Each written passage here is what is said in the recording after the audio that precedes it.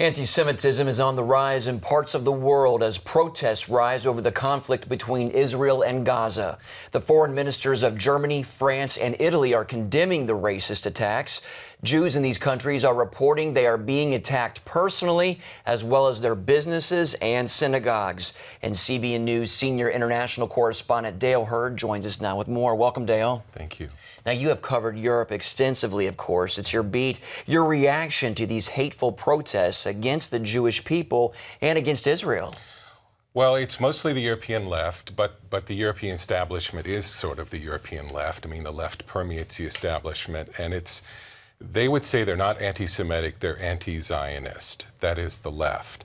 But then what happens when these anti-Israel demonstrations start, the Muslims pile on, and many of the radical Muslims are anti-Semitic. And you do have a small, real far right in Europe that is anti-Semitic. There's a fake far right and a real far right, which I could explain later. The real far right are ultra-nationalists that like the old Nazis, but that's not very big in Germany. Okay, just a small population there. Well, of course, we know the history between Germany and the Jewish people, but my understanding is the anti-Semitism is just as strong in other parts of Europe, maybe even stronger? Maybe even stronger. And let me clarify that, you know, I mentioned the left wing. They would say we're anti-Zionist, not anti-Semitic. And the Jewish leaders say that's hogwash. It's the same thing, that anti-Semitism, because you're against anti-Zionism, they say, is the Jewish people gathering together, and you're against that. So the Jewish leaders think it's one and the same.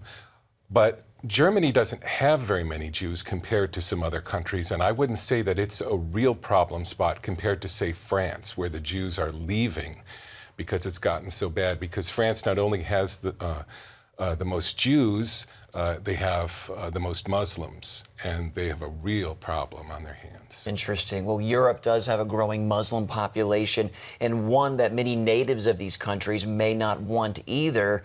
So break it down for us. What is really behind these protests? Well, you can't say you're against Muslim immigration or you're what I call the fake right wing. In Europe, if you're against multiculturalism and some of these wacky immigration policies, they call you far right.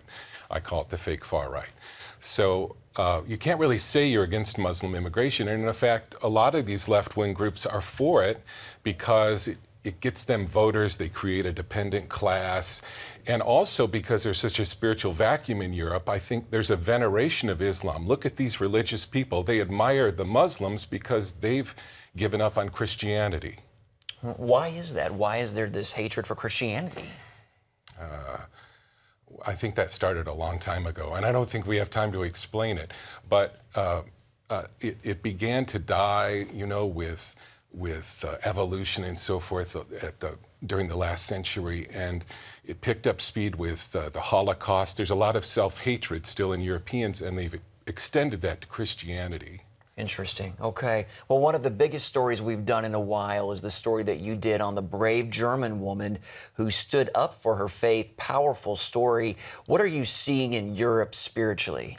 Not a lot, unfortunately. Yeah, it's too bad. You know, and we hear from viewers in Europe, and there are exciting things happening, maybe in this church or in this church, but there's still a spiritual deadness in Europe, and a lot of people are praying, and there's a lot of reason to pray because, as we can see from these demonstrations, Europe could get very ugly because it doesn't really have a moral compass right now. So our viewers need to pray for revival in Europe, Christian revival? Sure, yeah.